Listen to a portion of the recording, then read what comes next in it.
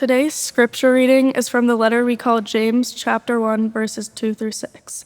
The letter we call James has been written by a person educated in classical Greek with a deep knowledge of biblical traditions.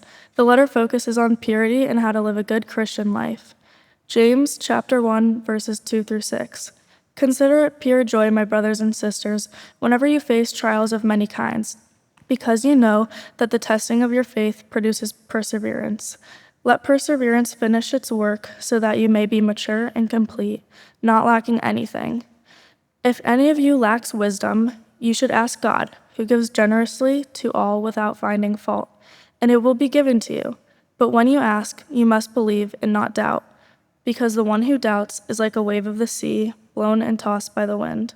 May God add a blessing to the reading, hearing, and the keeping of these words of life. Thank you. Will you pray with me? May the words of my mouth fertilize your planted seeds, O God. Amen. That's not in the Bible. Today, we feature number 2 of a 4, maybe 5-part series of That's Not in the Bible. We look at mottos and maxims that people think are in the Bible, but they are not. Sometimes we have a little game that we play. Is it Shakespeare or is it the Bible? I get it wrong a lot. Last week, Dr. Knipfer explored the saying, money is the root of all evil. Not in the Bible. Next Sunday, we will explore the odd saying, God never gives you more than you can. Not in the Bible. Reverend Gloriak will then look at God's plan for your life. Not in the Bible. Today we wrestle with the maxim, this too shall pass.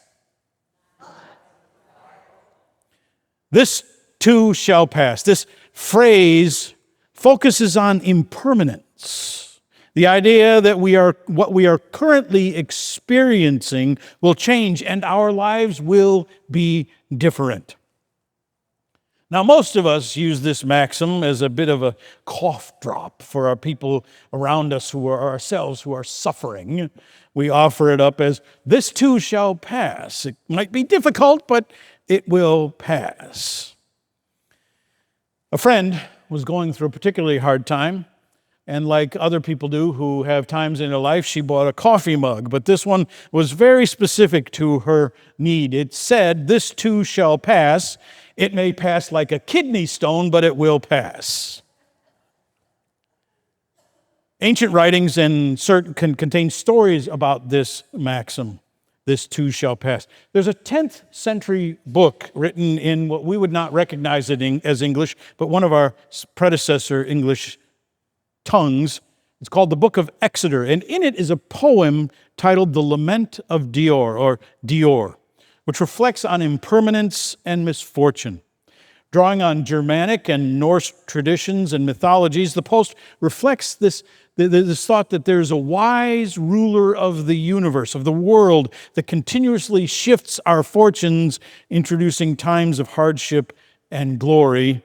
The poem says something like, the events of the past have passed, and this too shall pass. Another ancient source of this too shall pass is Sufi literature. The Sufis were the Persians, or in our contemporary world, the Iranians. Their phrase, in naiz bagzarad, roughly translates as, this too shall pass. It's also about the transience of nature and life and the impermanence of both joy and sorrow. Another legend about the origin of this phrase comes from the Hebrew tradition, one of our ancestors. In Hebrew, the phrase gam za ya'avor, this too shall pass. The legend is about that biblical King Solomon, cutting the baby in half. And the wisdom Solomon was looking for was a phrase that would be true in all situations. The answer brought to Solomon spoke about the transient nature of life and the impermanence of joy and sorrow. This story about biblical King Solomon is not in the Bible. Various traditions share similar and memorable stories about the birth of the idea, this too shall pass. The fable that is often shaped and repeated in different cultures goes something like this. There was or there was not a satrap who challenged all the people of his realm to bring him a magic ring. The ring he sought was to make a happy person sad and a sad person happy. Months passed, and months passed, and months passed without anyone in his whole empire bringing him this magic ring. And then, as fables would have it, one afternoon, a gnarled old woman approached the satrap's palace and asked to see the ruler. In quiet, stooped dignity, she approached the satrap and, without uttering a word, placed something in his hand and closed his hand around it. And then she just left. When the satrap opened his hand, it revealed a simple silver ring. And the satrap laughed and smiled. Having read the inscription on the ring, he placed it on his finger. All of his advisors came around and asked, "What does it say? What does the ring say?" "Just 4 words," said the satrap. "This too shall pass." The phrase, "this too shall pass," may have been popularized here in the United States by one who we call Abraham Lincoln, the 16th president of these United States. Lincoln is quoted using this or a similar expression during a speech to the Wisconsin State Agricultural Society meeting in 1859 in Milwaukee, Wisconsin. The context was related to the agricultural challenges of the nation at that time, but the nation was on the very cusp and was lurching toward a civil war, and Lincoln's larger meaning was that both the successes and the difficulties faced by the nation were temporary. Lincoln said, "And this too shall pass away." How much it expresses, how chastening in the hour of pride, how consoling in the depths of affliction, and this too shall pass away. Lincoln goes on, "And yet, let us hope it is not quite true. Let us hope, rather, that by the best cultivation of the physical world beneath and around us, and the intellectual and moral world within us, we shall secure an individual, social, and political prosperity and happiness, whose course shall be onward and upward, and which, while the earth endures, shall not pass away." Because Lincoln was a student of the Bible, Lincoln's oratory often sounds biblical. When I was 16, the United States celebrated its bicentennial. You can immediately figure out how old I am. And we were in the midst of all of the hoopla and all of the craziness, and it was wonderful, and there were lots of magnificent celebrations, and it was really a great opportunity. And I made a foolish thought, maybe a commitment of sorts, maybe a hope, maybe a dream, of wanting to live to be 116 years old, because then I would be at the tricentennial. Now that I'm 66, I have no interest in living to be in 116. But I was working with who I thought was an old man at the time. He was 65. And I told him about this. Maybe I can live to be 116 years old, so I could see the tricentennial of the United States. And he looked at me and he said, "Do you suppose the United States will still be here then?" And that surprised me, because in my naivete and my lack of paying attention in history class, I thought that the United States was eternal, like Rome, yeah? and yet it passes away. This too shall pass. Well, our phrase, this too shall pass, isn't biblical. Some biblical verses remind us that this too shall pass. Matthew 24 reminds us that all of life and all we know will pass away, but God remains constant. In the 14th chapter of the book of John, Jesus declares, "Peace I leave with you, my peace I give to you. I do not give you as the world gives. Do not let your hearts be troubled, and do not let them be afraid." Jesus assures us that in the highs and lows of life, God is always constant. In Romans 12, Paul tells us how to live this axiom of this too shall pass. Paul writes, and if you're having trouble someday, just memorize this: rejoice in hope, be patient in affliction, persevere in prayer. Rejoice in hope, be patient in affliction, persevere in prayer. In the high times, rejoice. In the low times, be patient. Persevere in prayer, for God is constant. And then look at that phrase, this too shall pass. Look at that word too also. Things before have already passed, sometimes like a kidney stone, but they have passed. And when, like Lincoln, the politics of division seem overwhelming, when we are drowning in despair, remember that this too, this also will pass. And when life is too dense, too loud, too fragile, too fearsome, recall that God is eternally present, and this too shall pass.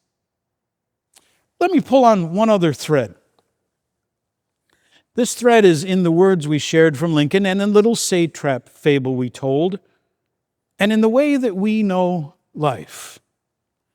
This too shall pass applies to life's pains and life's pleasures. When we are deep in struggle, this too shall pass can be a comfort, giving us courage and hope. Equally true is that good times will also pass. When we are filled with glory, when the crowds cheer, when we are puffed up with pride and dancing to our own tune, this too shall pass. Enormously successful athletes have troubles about the age of 40 to 45. Their bodies start to betray them, and all of the glory starts to fade away. Nobody's cheering them any longer. There is no walk-up song when they get out of bed in the morning and go to breakfast. They are reminded of their humanity, and it puts forth humility. Remembering the passing of time and our glory will induce humility in us. We rarely think of the good times as times of trial, but indeed good times bring trials too. Trials of perspective, trials of ego, trials of loyalty, and trials of humility. I love to walk in my yard because Cheryl has such a beautiful garden there. I love to walk in beautiful gardens in the woods and see the flowers this time of the year. Don't you? I mean, the lilies are just so vibrant right now, so magnificent. And in my daughter's yard, there was this bright red burst of lily. It was magnificent. But when I see that, I think of January and February and the snow. This too shall pass. The flowers will fade, but in that fading comes new life, new hope, new joy. And then in February, when I'm shoveling the snow with hot breath, if you know what I mean, I remember that the flowers will come, that spring will be here, that June will have lovely lilies. This too shall pass. How many of you remember or have seen the 1970 movie Patton? George C. Scott. If you haven't seen this movie, rent it. It's an amazing movie, or at least it was at the time. I don't know how current movie watchers will find it. George C. Scott played George S. Patton, George the General. And in the story, they're at the point where clearly the Allies are going to win the war, and there's all of this glory pushed around for the United States and for coming into the war, and for Britain for enduring and helping and being a part of that process, and for France in its fresh rise. And General Patton says this in the movie: "For over 1,000 years, Roman conquerors returning from the wars enjoyed the honor of triumph, a tumultuous parade. In the procession came trumpeters, musicians, and strange animals from conquered territories, together with carts laden with treasure and captured armaments. The conqueror rode in a triumphal chariot. Sometimes his children, robed in white, stood with him in the chariot. A slave stood behind the conqueror holding a golden crown and whispering in the conqueror's ear a warning that all glory is fleeting. Friends, our glory too shall pass." The writer of the book we call James encourages us to endure and learn perseverance.